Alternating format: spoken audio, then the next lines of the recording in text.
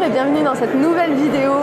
Donc aujourd'hui j'avais envie de te présenter une personne inspirante. Donc c'est Blandine Chenot. Salut Blandine. Salut Lydie. Bon bah écoute, bienvenue dans cette vidéo.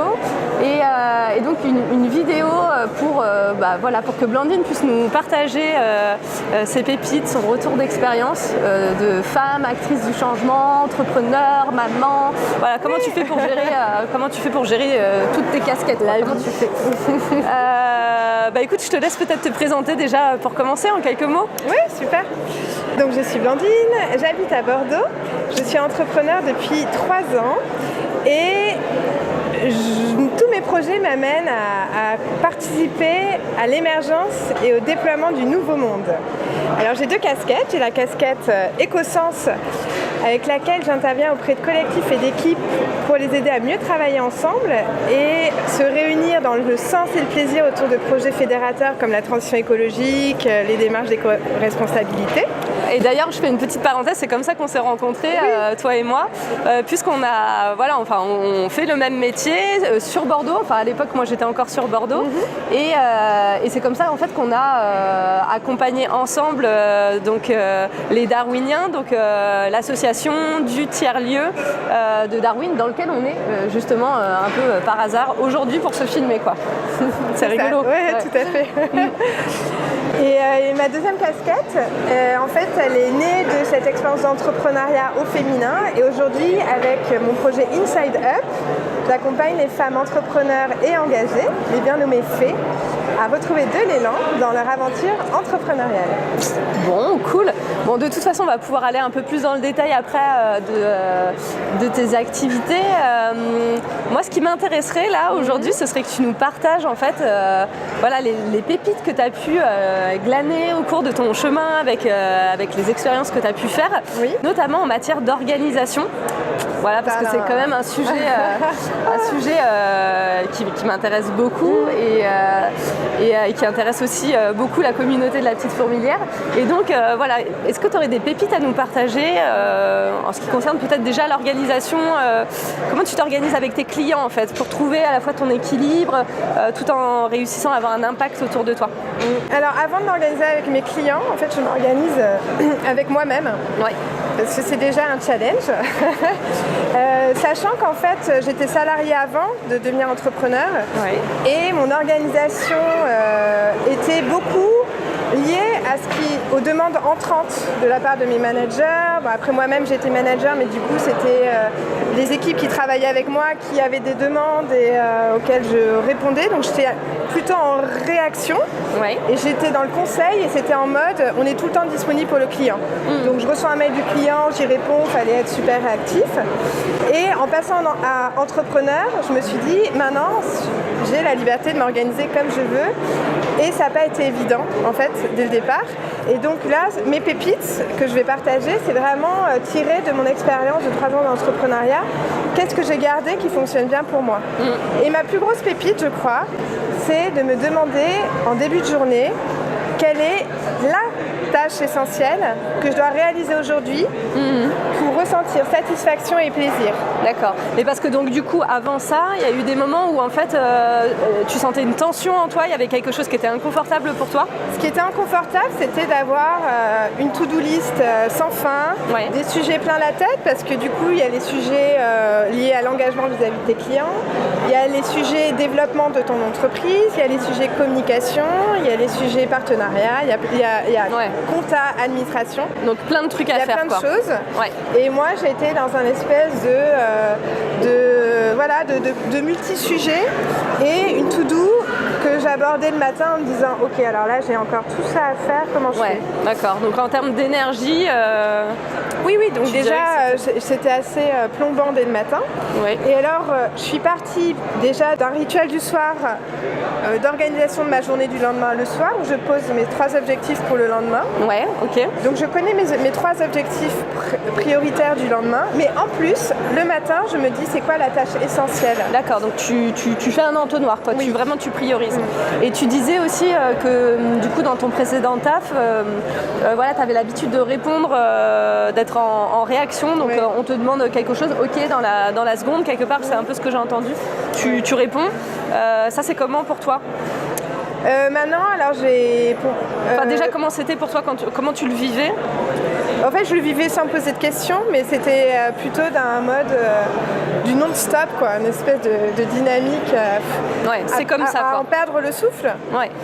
Et c'est comme ça que j'ai vécu ma première année d'entrepreneuriat, à en perdre le souffle. Ah ouais, voilà. D'accord. Ouais. Et c'est là où je me suis dit, bilan de la première année, bon, je peux pas continuer comme ça parce que je suis en train de muser et que si je continue comme ça, je vais pas pouvoir aborder mon activité sereinement et en plus mon activité, par définition, n'est pas durable. Ouais, en fait c'était en mode sprint, alors que tu voulais faire un marathon, quoi. Voilà, exactement. Et donc du coup ça a été vraiment clé pour moi. Et donc tu me demandais par rapport aux demandes entrantes. Ouais. Déjà je ne suis pas sur mes mails toute la journée. Ouais. Et donc ça c'est déjà énorme. Ça me permet d'aller au bout de certains travaux que j'engage. Une fois que j'ai terminé ma plage horaire de travail, là j'ouvre ma boîte mail pour voir si je peux faire des réponses très courtes, je les fais immédiatement. Et sinon je les replanifie dans le temps dans ma plage horaire de réponse au mail. D'accord. Ça c'est peut-être pour compléter, c'est une organisation journalière au quotidien. Mais sinon mon grand outil, c'est un grand panneau qui est affiché sur un de mes murs de bureau. Et là j'ai une vision à 3 mois. Ok. Et mes actions sont catégorisées. D'accord. Voilà. Ok. Et toi ça t'aide à t'organiser. Ok, à avoir une vision globale, quoi, une vision un peu plus loin que juste aujourd'hui ou la semaine. Voilà. Et autre pépite, c'est que j'ai appris à dire non. Ah voilà. C'est-à-dire que par rapport à cette vision à 3 mois, donc j'allais dire à moyen terme, et ben je vois tout de suite, est-ce que cette nouvelle opportunité, ça entre ou pas dans mon planning. Donc quand tu reçois une demande extérieure, c'est ça? C'est ça. Et là, est-ce qu'il y a de l'espace ou pas? Et après, en conscience, je décide de lui donner de la place ou pas. Et parfois, ça implique de faire des choix. Et oui. Voilà. Donc le non est très puissant. Comme on dit souvent, c'est le non qui veut dire oui à soi et oui à autre chose.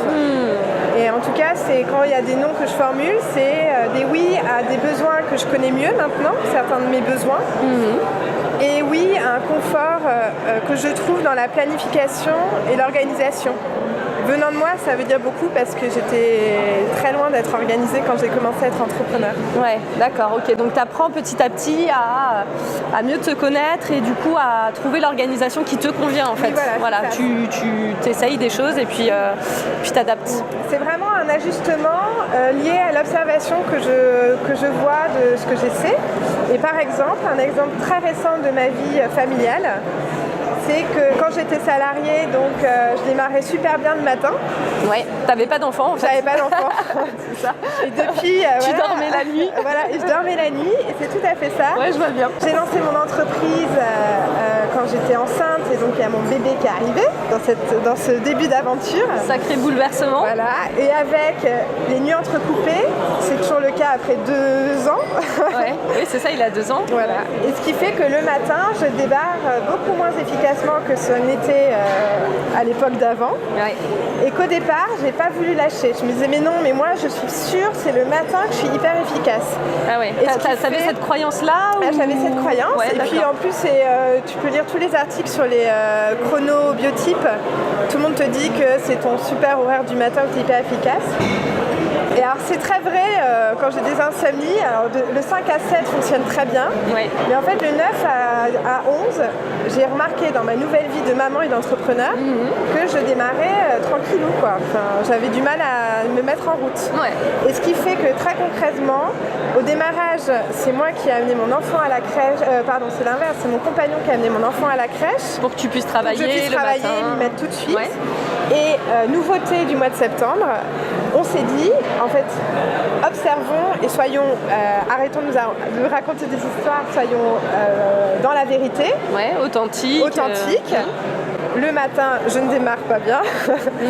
Et donc du coup, on a inversé. Et maintenant, c'est moi qui le dépose le matin et je suis heureuse de prendre ce temps-là. Et à 10h30, je commence déjà le boulot en étant super contente de mon début de matinée, en étant pour le coup efficace. Oui, et puis tu as pris du temps de qualité avec ton fils. Voilà, exactement. Et puis à l'inverse, j'ai maintenant à ma disposition le créneau 16h-18h, qui est pour moi un très bon créneau de travail, de productivité, de créativité. Super, voilà. C'est un ajustement dans le temps qui s'est fait, quoi. Ouais, c'est génial. Bon, bah ça, c'est vraiment hyper inspirant. Et du coup, juste avant, on discutait, puis on se connaît bien, donc ça fait partie des choses dont on parle. Voilà, je sais que tu as aussi cette écoute, cette sensibilité aussi de tes cycles. Est-ce que tu aurais envie de nous en parler dans ton organisation? Quelle place ça prend en fait dans ta vie? Alors à nouveau, c'est issu de mon observation. Oui. Et je pense que je ne l'aurais pas remarqué par moi-même si d'autres femmes et d'autres des auteurs de bouquins, notamment Lune Rouge, de Miranda Gray, de Miranda Gray, n'étaient pas arrivées à moi. Ouais, ok. Parce qu'en fait, ça n'était pas du tout une évidence de remarquer que j'avais un cycle et qu'il y avait certaines émotions et certains élans énergétiques qui revenaient de façon cyclique. Ouais. Et notamment, moi, en période de lune, quand j'ai mes règles, je suis très souvent plombée. Et ça vire à des déprimes, petites déprimes. Et là, c'est je suis nulle, j'arrête tout. Ouais. Je remets en question tout, mais tout. Ouais.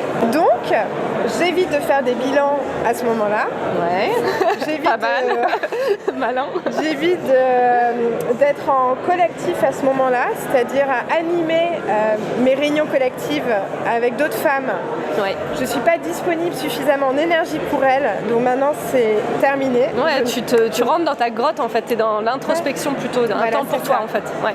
Et à l'inverse, j'ai remarqué que c'est des moments où je peux planifier des actions plus je pose des idées, je laisse plus de place à l'intuition, je prends soin de moi, c'est là où je vais faire plus parfois des cures de sommeil ou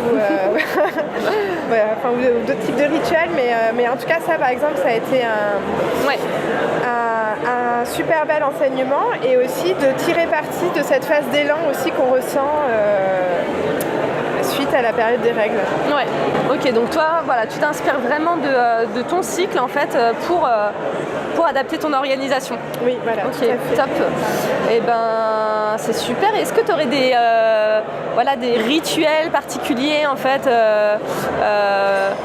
moi je pense vraiment que c'est à chacun en fait de se créer ses propres rituels en fonction aussi des besoins qui sont très mouvants en fait en fonction de notre vie. Là tu parlais du moment où tu es devenue maman, bizarrement il y a 2-3 petites choses qui ont changé dans ta vie. Ouais. De la même manière, moi je pense qu'en fait nos rituels ils doivent bouger dans notre vie, enfin ça, c'est vivant. Mais est-ce que pour nous inspirer, tu aurais quelques pépites de rituels à nous partager qui t'aident toi aujourd'hui? Alors j'ai un rituel du matin que j'ai réussi à conserver malgré le fait d'être maman. Oui. C'est citron chaud, mais c'est surtout des exercices physiques. C'est une petite série que je fais de 5 mouvements très très simples. Ça dure une dizaine de minutes et ce sont des mouvements pendant lesquels je suis très consciente de ma respiration. D'accord. Et donc à la fois ça me permet de réveiller mon corps et de faire le vide en moi. Ok, et concrètement, c'est un moment que tu passes donc avec toi-même. Oui. Est-ce qu'il y a ton compagnon, ton enfant qui est à côté? Comment tu fais pour te réserver en fait ce temps-là? Oui, en fait j'ai appris à créer ma bulle même si c'est la tornade autour de moi. Ouais, ok. Parce que ce moment-là avant il était en mode privilégié, je suis toute seule, c'est hyper calme autour de moi, etc. Et maintenant c'est souvent j'ai mon bébé accroché à ma jambe. Mais c'est pas grave. Une image qui me vient en tête. Tu connais ça vraiment pas. Et alors c'est très mignon parce que du coup il fait les mêmes choses que moi parfois aussi. Ouais. Donc je me dis que je suis en train de lui transmettre quelque chose. Okay. Mais ce qui est important c'est que cette conscience que je mets sur ma respiration, ça bouge pas en fait. D'accord. Voilà. Donc en fait j'ai l'impression que ça m'a aidé à mieux travailler ce rituel de je je me retrouve avec moi-même. Ouais. Et les vrais temps où je me retrouve avec moi-même, c'est-à-dire que là, c'est porte fermée, et aussi comme ça, mais surtout porte fermée. Sans enfant accroché à ta jambe. C'est ça. C'est les moments où je prends mon journal / bullet journal / agenda que j'ai conçu moi-même parce que en fait aucun journal agenda du marché me convenait. Donc je l'ai créé à mon image selon mes besoins et notamment en fait pour chaque semaine il y a une colonne objectif que je remplis en début de semaine et il y a la colonne réalisation à la fin de la semaine. À la fin de la semaine. Et donc je prends un temps en solo chaque fin de semaine pour me noter mes réalisations, mes réussites, mes succès. Parce qu'en fait, j'ai remarqué que j'étais tout le temps dans la suite objectif, next step, bonne action. Et j'en oubliais tout ce que je réussissais, tout ce que je réalisais. Et qu'à nouveau, en me rendant compte que je perdais mon souffle, je me suis dit, surtout prends conscience de tes réalisations et de tout ce que tu réalises semaine après semaine. Et ça, ce temps-là, déjà, ça me fait du bien, c'est important. Et surtout, ça me rebooste. Et je me dis, mais waouh, Blandine, soit tu as atteint tes objectifs et ça c'est top. Parfois, j'ai réalisé des choses qui n'avaient pas été notées dans mes objectifs de la semaine et c'est top aussi. En tout cas, ça me met en super bonne énergie pour réenclencher une nouvelle semaine. Ça te recharge, quoi. Voilà, ça me recharge. C'est important, hein. Et donc ça, je pense que c'est quand même un rituel qui permet de soutenir mon énergie durablement. Et est-ce que tu as d'autres moments que tu t'offres en fait pour te faire du bien parce que là en fait tu t'adresses à la sphère plus mentale. Est-ce qu'il y a d'autres choses que tu fais pour te nourrir en fait? Alors je vois deux choses que j'arrive à faire maintenant. Donc voilà, dans mon agenda de maman, comme on disait, femme entrepreneur avec un jeune enfant à la maison. Donc ce que j'arrive à faire, c'est des soins énergétiques régulièrement. C'est souvent des soins énergétiques de tradition chinoise. Que tu t'offres donc? Que je m'offre. Donc c'est vraiment en mode, je me fais des cadeaux. Voilà. Tu travailles bien, je me fais des cadeaux. Tu prends soin de toi. Je prends soin de moi. Et après, j'ai l'énorme bonheur de participer à la chorale des Gardiennes de la Terre. Ah oui, la chanceuse. Coucou les Gardiennes à Bordeaux. Et ça, c'est vraiment, j'ai vu que ça me mettait tellement en énergie de connecter. Est-ce que tu peux expliquer ce que c'est que les Gardiennes de la Terre? Alors, c'est une magnifique chorale, chœur, menée par Julia et Diane, notre chef de chœur. Et on est 40 femmes réunies autour de l'amour du vivant, du respect du vivant. Alors moi, je dis souvent la Pachamama parce que ça me parle dans mes connexions avec l'Amérique latine. Et on est là pour honorer, célébrer la terre, célébrer les énergies du vivant. Et puis aussi dans l'idée de célébrer la paix et d'amener plus d'amour et de paix par nos chants. Et donc ça rayonne au-delà de notre chorale. Voilà, ça me recharge énormément le fait d'être entre femmes et aussi avec cette intention de paix, d'amour universel et d'amour du vivant et de la Pachamama. Voilà, ça c'est vraiment des moments très très forts. Que tu décides de t'offrir en fait. Et je décide, voilà. Ok, super. Et j'avais aussi envie de prendre un petit temps pour parler de tes ressources, de la manière dont tu gères tes ressources. C'est un sujet que je trouve hyper intéressant et passionnant à explorer. Que ce soit, donc là on a parlé de la ressource temps, on a parlé de ton organisation de ton temps, on a parlé aussi un petit peu de la gestion de ton énergie. Je sais que tu travailles aussi sur les questions d'argent. Et je trouve que c'est intéressant, surtout quand on est dans cette exploration de l'entrepreneuriat au féminin. Quelles sont les pépites en fait que tu as découvertes et que tu aurais envie de nous partager? Alors je pense que je pourrais le dire de façon assez simple. J'ai remarqué que si je ne posais pas une tarification juste à mes prestations, ça me mettait en mauvaise énergie pour réaliser ma prestation. Et de ce simple constat, en fait, je suis allée vers une meilleure relation à l'argent. Et vraiment, le fait j'ai détaché mon affect de l'argent. Et ça m'a amené en fait à travailler sur ma tarification, à travailler sur mon type de clientèle, à travailler sur mon type de prestation, du long terme, du court terme. Ouais. Tout ça pour qu'au final, je puisse vivre ma prestation en étant généreuse, Ouais. en énergie, en production livrable, on va dire, on parle comme ça aussi dans le monde de l'entreprise. Ouais. Et ça a tout changé en fait à ma façon d'entreprendre. Parce que de cette façon-là, j'ai pu redessiner la façon dont je vivais ma vie d'entrepreneur et ce que je pouvais proposer à mes clients. Ok. Parce qu'au début, quand tu étais entrepreneur, c'était quoi ta relation à l'argent? En fait, ou même avant d'être entrepreneur? Oui, alors avant d'être entrepreneur, très clairement, je suis allée toujours vers des boulots moins bien payés. Ah ouais? Des boulots avec plus de passion, mais du coup, ça justifiait le fait que ce soit moins bien payé. Donc quand on regarde, et c'est un exercice super intéressant à faire, ma vie, mon cycle du temps avec l'argent, en fait, on voit que ça va décrescendo. D'accord, donc il y avait quelque chose de salariat, on va dire. Il y avait quelque chose de l'ordre de la croyance de si je fais quelque chose qui me passionne, c'est normal que je sois moins payée pour ça. C'est ça. Complètement ça. Ok. Et donc, dès qu'on me proposait une promotion aussi dans mes boulots, je quittais. Donc j'ai démissionné 2 fois, où j'ai demandé des congés sabbatiques à un moment où on me proposait des promotions. Il y avait aussi ce truc, donc ce dont tu as parlé, mais ajouté à cela, le côté je fais pas ça pour l'argent, Voilà. je travaille beaucoup, mais surtout je fais pas ça pour l'argent, d'autres valeurs me portent. Il y avait énormément d'affect en fait. Et tu te sentais comment est-ce que tu te sentais en sécurité? Est-ce que tu te sentais suffisamment solide en fait financièrement pour tenir en fait longtemps? Oui.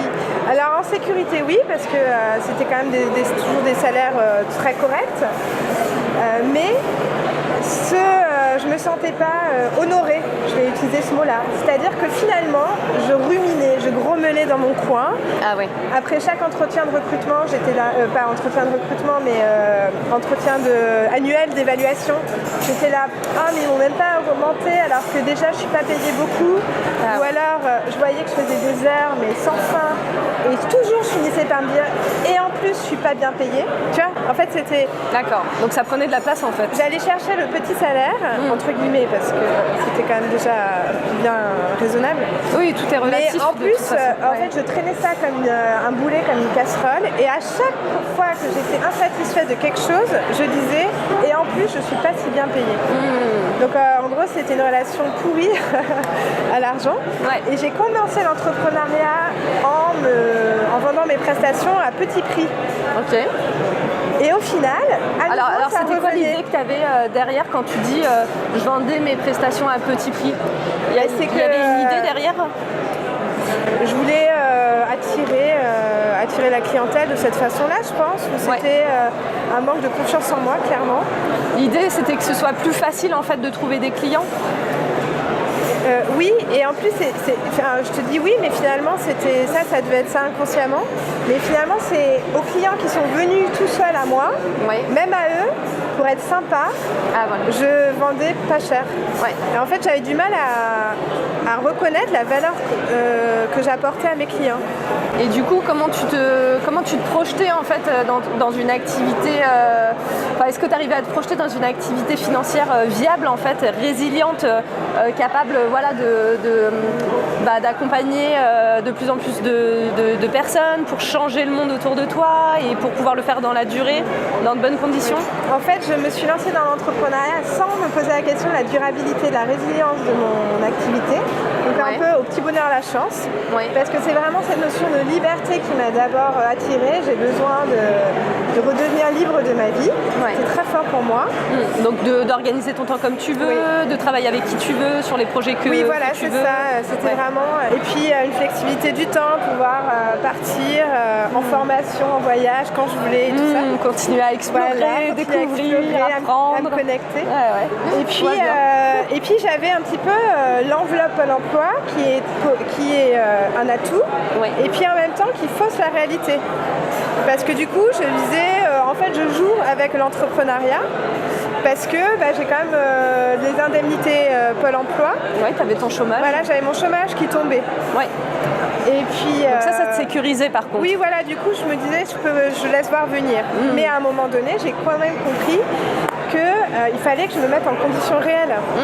Et qu'il ne fallait pas que je compte sur le chômage. En fait, qu'il fallait quand même déjà que je pense mon activité pour être ce qu'elle était, ce que je voulais qu'elle soit, une activité qui dure dans le temps, qui soit viable et qui me permette de vivre dans l'abondance. Ouais. L'abondance de temps, l'abondance d'argent, l'abondance de belles personnes autour de moi, dans l'abondance, quoi. Et j'ai décidé qu'il était grand temps de penser grand. Et notamment, ce qui m'a beaucoup aidée, c'est que je me suis dit, je ne peux pas faire tous les projets merveilleux qui changent le monde.